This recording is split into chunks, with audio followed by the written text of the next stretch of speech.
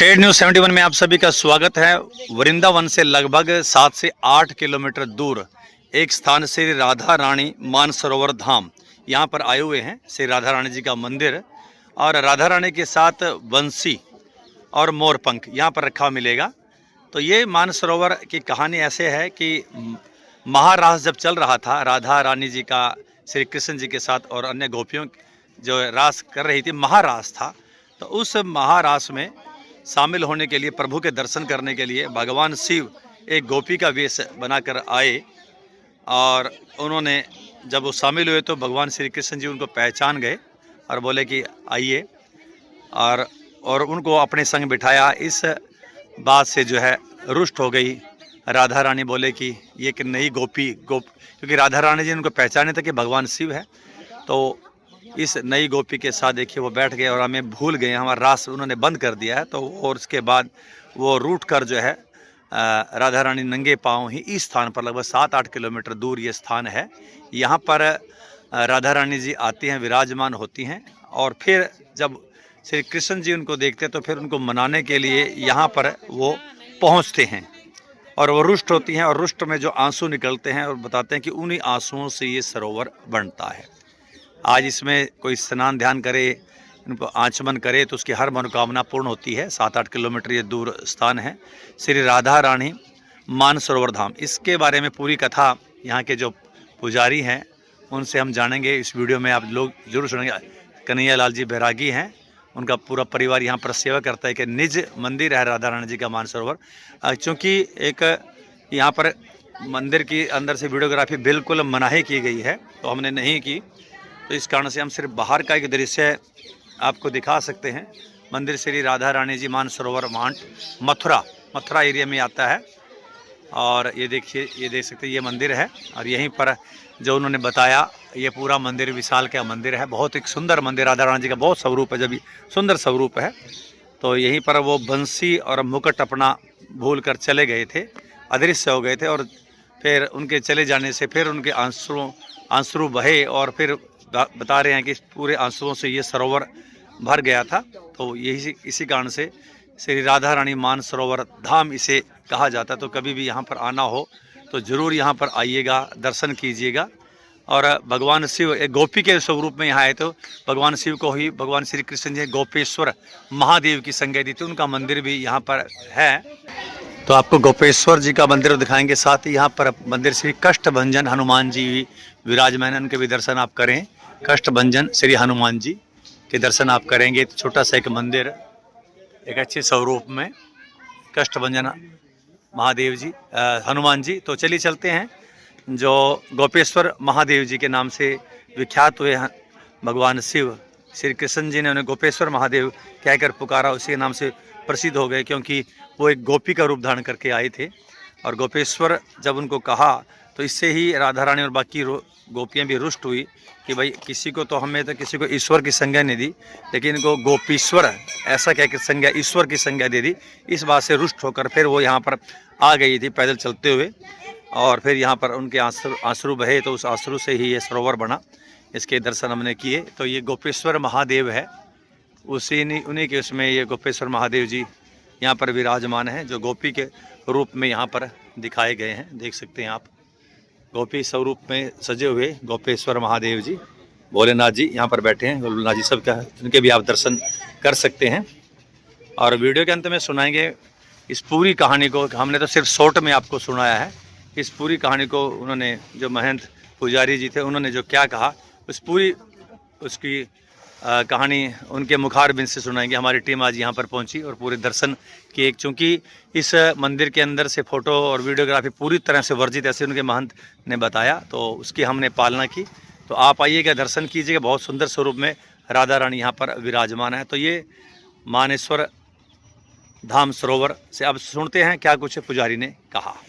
बोलिए जय जय श्री राधे श्याम श्यामा श्याम। देखो, द्वापर में भगवान श्री कृष्ण का अवतार हुआ और द्वापर में यमुना किनारे बंसी बट पर महाराज हुआ। शरद पूर्णिमा की रात्रि थी जिसमें महाराज हुआ, वो रात्रि 6 महीने की हो गई। महाराज में अनगिनत अनलिमिटेड गोपियां थी। इतनी गोपियां थी कि जिनको गिना न जा सके। उधर कैलाश पे प्रभु महादेव अपने प्रभु श्याम सुंदर और राधा रानी के भजन में बैठे थे। महादेव जी भज रहे थे, राधे कृष्ण राधे कृष्ण राधे कृष्ण। देखिए महाराज में प्रभु ने एक ऐसी लीला की, जितनी अनगिनत गोपियां थी उतने ही कृष्ण हो गए, हर गोपी के साथ कृष्ण। लेकिन प्रभु तो एक थे, हर गोपी को सिर्फ अपने साथ में कृष्ण दिखाई दे रहे थे। उसी गोपी को, जैसे जैसे आप गोपी हैं, आपको अपने साथ में कृष्ण दिखाई दे रहे हैं, लेकिन ये आपके साथ खड़ी हैं तो इनके कृष्ण आपको दिखाई नहीं दे रहे हैं। इनको अपने साथ में कृष्ण दिखाई दे रहे हैं, लेकिन आपके कृष्ण इनको दिखाई नहीं दे रहे हैं। हर गोपी के साथ ऐसा हो रहा था। तो हर गोपी के मन में ये भाव था कि ये प्रभु सिर्फ मुझसे प्रेम करते हैं, अन्य किसी गोपी से ये प्रेम नहीं करते हैं। जब महाराज शुरू हुआ तो देखिए गोपियों के पैरों के पायल और घुंघरू बजने लगे, छम छम छम। प्रभु की बंसी बजने लगी और एक ऐसा मधुर संगीत पैदा हुआ जो कि तीनों लोकों में छा गया। वो इतना मधुर संगीत था, जिस किसी के कानों में वो ध्वनि गई वो महाराज की तरफ भागने लगा। चाहे देवता हो, मनुष्य हो, किन्नर हो, पशु पक्षी भी महाराज की तरफ भागने लगे। उधर कैलाश पे प्रभु महादेव जी के कानों में वो मधुर ध्वनि गई, प्रभु महादेव जी का भजन भंग हो गया। महादेव जी ने विचार किया कि भाई इतनी मधुर ध्वनि कहाँ से आ रही है जो कि मेरे भजन को भंग कर रही है, और ये ध्वनि मुझे अति प्रिय लग रही है। तब प्रभु महादेव जी ने अपने विवेक से पता लगाया, अपने ध्यान से उन्होंने देखा तो उनको मालूम हुआ ये तो यमुना किनारे बंसीवट पर महाराज हो रहा है, मेरे प्रभु सिंहासन पर विराज रहे हैं। मैं भी चलूं, अपने प्रभु का दर्शन करूं और अपने नेत्रों को सफल करूं। उसी क्षण माता पार्वती और प्रभु महादेव महाराज देखने के लिए चल दिए और उस जगह आए जहां महाराज हो रहा था। वहां महाराज के चारों तरफ दो गोपियां पहरा दे रही थी, ललता और विशाखा। माता पार्वती उस महाराज में प्रवेश हो गई और प्रभु महादेव जैसे ही प्रवेश हो रहे थे तो जो पहरा दे रही थी गोपियां, उन्होंने प्रभु महादेव जी को महाराज में जाने से रोक दिया और प्रभु महादेव जी से कहा, देखो प्रभु आप तो पुरुष हैं, आप इस महाराज में कैसे जा सकते हो? प्रभु इस महाराज में सभी गोपियां जनानी हैं, पुरुष अकेले प्रभु श्याम सुंदर हैं, दूसरा पुरुष इस महाराज में प्रवेश नहीं कर सकता। महादेव जी गोपियों की इस तरह की बात को सुनकर बहुत निराश हुए और निराश होकर बोले, अरे गोपियों, मैं तो कैलाश से आया हूँ अपने प्रभु का दर्शन पाने के लिए और अपने नेत्रों को सफल करने के लिए। आप लोग मुझे कोई उपाय बताइए जिससे मैं भी प्रभु का दर्शन कर सकूं। गोपियां बोली, प्रभु बहुत आसान उपाय है। प्रभु यहाँ पास में यमुना जी बह रही हैं, आप वहां जाइए, यमुना जी में आप स्नान करिए और यमुना जी से प्रार्थना करिए आप कि हे यमुने मेरा गोपी रूप हो जाए। प्रभु महादेव ने यमुना जी में 3 डुबकियां लगाई और प्रभु महादेव गोपी बन गए। जैसे ही प्रभु महादेव गोपी बने, यमुना जी ने तुरंत प्रकट होकर अपना सारा श्रृंगार दे दिया। अब प्रभु महादेव गोपी बनकर सज धज कर जैसे ही उन्होंने महाराज में प्रवेश किया, कन्हैया की उन पर नजर गई तो प्रभु तुरंत सिंहासन से खड़े होकर बोले, आइए गोपेश्वरी, आइए गोपेश्वरी। बड़े आदर और सम्मान से गोपी बने महादेव जी को प्रभु ने अपने बराबर सिंहासन पर बिठा लिया। आप लोग ध्यान दीजिए, उसी समय से महादेव जी को गोपेश्वर महादेव के नाम से पुकारा जाता है। बोलिए गोपेश्वर महादेव की जय। लेकिन इस बात से हमारी राधा रानी रूठ गई और रूठ कर गोपियों से बोली, अरे गोपियों, देखो आज हमारे कन्हैया ने क्या लीला की है। आज एक नई अनजान गोपी आई है, न जाने कहां से आ गई है काली कलूटी। उसको प्रभु ने अपने बराबर सिंहासन पर बिठा लिया, जहां हम बैठते थे वहां बिठा लिया है, और उससे कहा है गोपेश्वरी। हम जितनी भर गोपियां हैं सबकी ईश्वर बना दिया उस काली कलूटी को। प्रभु ने हमसे तो आज तक गोपेश्वरी नहीं कहा, जबकि हम इनकी सबसे बड़ी गोपी हैं। इस बात से राधा रानी रूठ कर नंगे पैर पैदल महाराज में से धीरे धीरे धीरे धीरे धीरे धीरे चलते चलते यहाँ आकर बैठ गए। अब आप समझो, जब राधा रानी महाराज में से हट गई, महाराज बंद हो गया। प्रभु ने देखा, अरे यहाँ महाराज भी बंद हो गया, यहाँ हमारी राधा रानी भी नहीं है। तब प्रभु व्याकुल होकर राधा रानी को चारों दिशाओं में पुकार रहे हैं, हे राधे आप कहाँ हो, हे किशोरी जी आप कहाँ हो, जहां भी हो आप आवाज दो। देखिए, जिस रास्ते से राधा रानी आई थी उस रास्ते में ब्रज की रज में राधा रानी के बहुत छोटे छोटे पैरों के चिन्ह बने थे।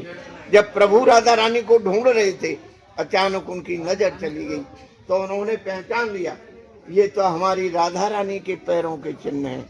उन चिन्हों से प्रभु ने रज लेकर अपने मस्तक से लगाई, और उन चिन्हों को प्रभु खोजते खोजते यहाँ राधा रानी के पास आए। यहाँ आकर प्रभु ने खूब मनाया। राधा रानी मनने में नहीं आई। तब प्रभु इनके पैरों में पड़ गए, और पैरों में पड़कर बोले, देखो राधे आप गुस्सा हो गई, नाराज हो गई, वो कोई मामूली गोपी नहीं थी। अरे कैलाश से प्रभु महादेव आए थे गोपी बनकर महाराज देखने के लिए। देखो राधे अब आप अपनी गुस्सा छोड़ो और हमारे साथ चलो। राधा रानी बोली, प्रभु अब मैं कैसे चलूं, मैं महाराज में से नंगे पैर पैदल चलकर आई हूँ। प्रभु मेरे पैरों में छाले पड़े हैं, प्रभु मैं बहुत ज्यादा थकी हूँ, प्रभु अब मैं नहीं चल सकती। तब प्रभु बोले, अच्छा राधे आपके पैरों में छाले हैं, आप नहीं चल सकती हो, तो आओ हमारे कंधे पे बैठ जाओ। जैसे ही राधा रानी प्रभु के कंधे पे बैठने को होती हैं, प्रभु अंतर्ध्यान हो जाते हैं। जब प्रभु अंतर्ध्यान होते हैं तो राधा रानी प्रभु की याद कर कर के खूब रोती हैं, मेरे श्याम कहाँ गए, मेरे कन्हैया कहाँ गए, मेरे प्रभु कहाँ गए। और राधा रानी के रोने से, उनके अश्रुधारा से, ये जो आप सरोवर देख रहे हो ये राधा रानी के आंसुओं से भरा सरोवर है। यहाँ राधा रानी ने मान किया, रूठने को मान कहते हैं, मान किया, और मान करने से उनके अश्रुधारा से ये सरोवर भरा है, इसी से इसको मान सरोवर कहा गया है। और इस स्थान को राधा रानी मान सरोवर धाम कहा गया है। देखिए यहाँ प्रभु अपनी बंसी और मुकुट यहाँ राधा रानी के पास छोड़कर यहाँ से प्रभु चले गए।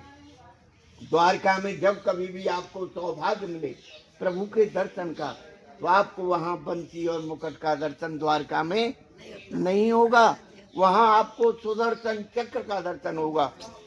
प्रभु जो है अपनी बंसी और मुकुट यहाँ राधा रानी के पास छोड़कर तब द्वारका गए। और देखिए ये बड़ी पवित्र भूमि है, तपस्या की भूमि है, प्रेम की भूमि है, भक्ति की भूमि है।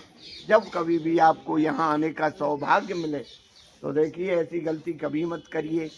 इस सरोवर में स्नान न करो तो 5 छींटे अपने ऊपर जरूर डालिए, आचमन करिए, अपने नेत्रों से जल लगाइए। देखिए इस मान सरोवर में स्नान करने से, राधा रानी का दर्शन करने से मनोकामनाएं पूरी होती हैं और कलयुग के कष्ट और पापों से मुक्ति मिलती है।